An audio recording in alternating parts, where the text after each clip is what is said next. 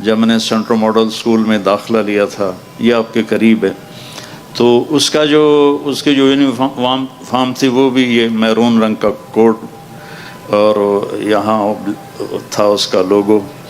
تو ابھی میں نے ایک بچے کو دیکھا تو میں ایسے ہی تڑپ گیا، جو اس میں شمع ایسے جل رہی تھی۔ تو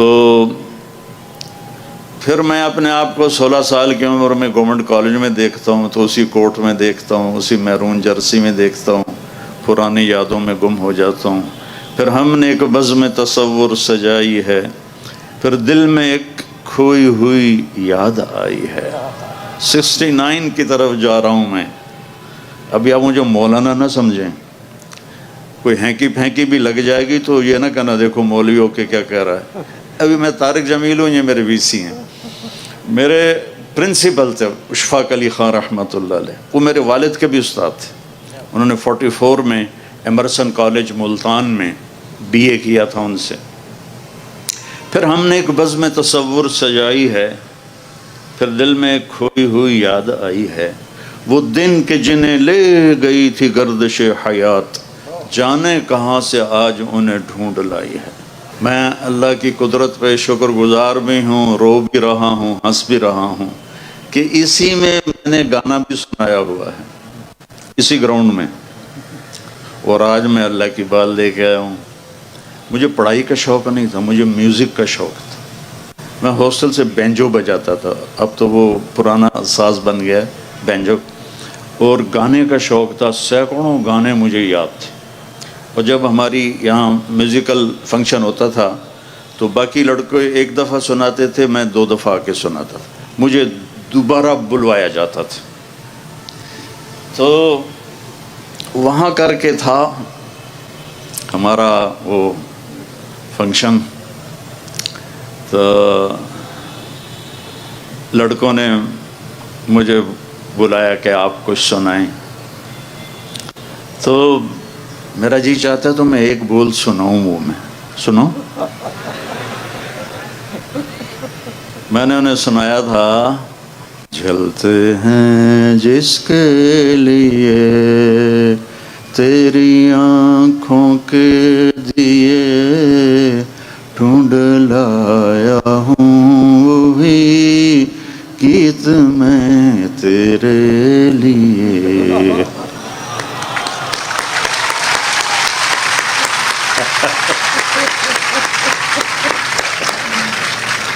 مجھے پڑھنے کا شوق نہیں تھا، میرے والد چاہتے تھے میں ڈاکٹر بنوں، لیکن میرا ذوق تھا میوزک کا اور فلم کا۔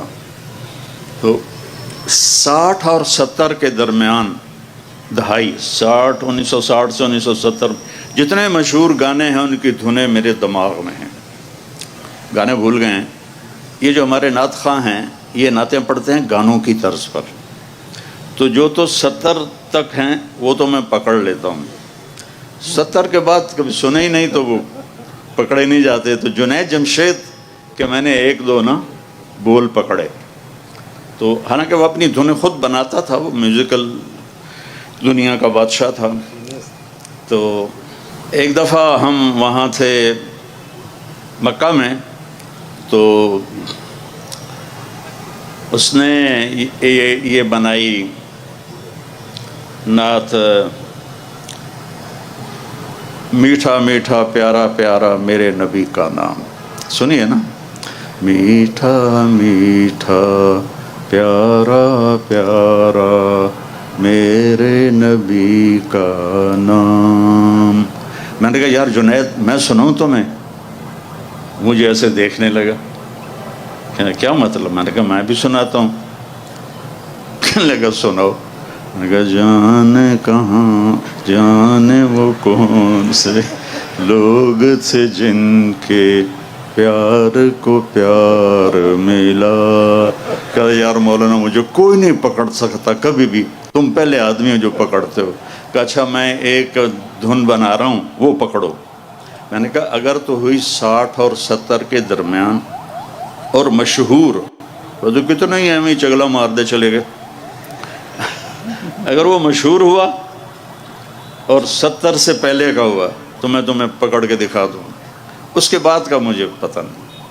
تو وہ اس نے کہا، مکے میں بیٹھے تھے حج کے دنوں، تو وہ کہتا ہے میرے اللہ میرے اللہ میرے اللہ میرے اللہ. ابھی وہ اللہ کی آواز چل رہی تھی، میں نے کہا جیو ڈھولا جیو ڈھولا جیو ڈھولا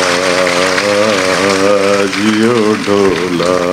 میں نے کہا اگلی آپریشن کروں. یہ فلم فن خاں تھی اور سلونی پہ پکچرائز ہوا تھا، نور جانے کا آیا تھا اور اس کا ہیرو تھا سدھیر.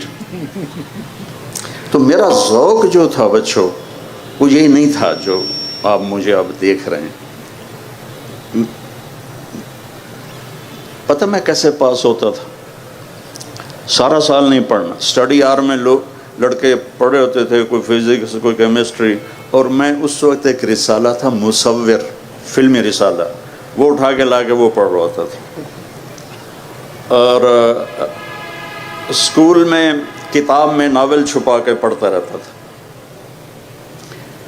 تو ایک دفعہ کسی لڑکے نے دیکھ لیا کہ میں ابن صفی مرحوم تھے، جاسوسی ناول لکھتے تھے. میں وہ ناول پڑھ رہا تھا ایسے ڈیسک کے اندر رکھ کے نا. تھوڑی دیر کے بعد ٹیچر ان کو میں امپریشن دے رہا ہوں. مجھے سعید اختر صاحب تھا ان کا نام، رحمۃ اللہ علیہ. تو ایک لڑکے نے پیچھے سے دیکھ لیا. ہم جو ہاسٹل والے تھے وہ تو ایک دوسرے کو ہم کور کرتے تھے، لیکن شہریوں سے ہماری بنتی نہیں تھی.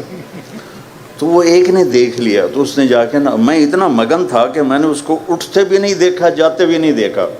تو اس نے جا کے بتا دیا کہ طارق جمیل ناول پڑھ رہا ہے. تو میں ایسا مگن تھا، وہ چپکے سے آئے اور یوں آرام سے انہوں نے ناول بیچ میں سے نکال لی. ماشاء اللہ بہت پڑھائی ہو رہی ہے، تشریف لائیے. اب مجھے پتا تھا میری مالش ہوگی اچھی طرح. تو انہوں نے ایک نا سارے بچے کلاس میں حاضر ہوں تو انہوں نے ایک ترغیبی انعام رکھا ہوا تھا کہ جس دن پوری کلاس حاضر ہوگی کسی لڑکے کو سزا نہیں ملے گی، چاہے کتنا بڑا جرم ہو. یہ انہوں نے بچوں کو یہ انیشیٹو دینے کے لیے کہ وہ سارے بچے حاضر ہوں. تو جب وہ مجھے لے گئے نا تو میرے پاؤں کانپ رہے تھے ایسے ایسے. میں وہ بڑے بھاری موٹے تھے اور بڑے ٹکا کے ڈنڈا مارتے تھے.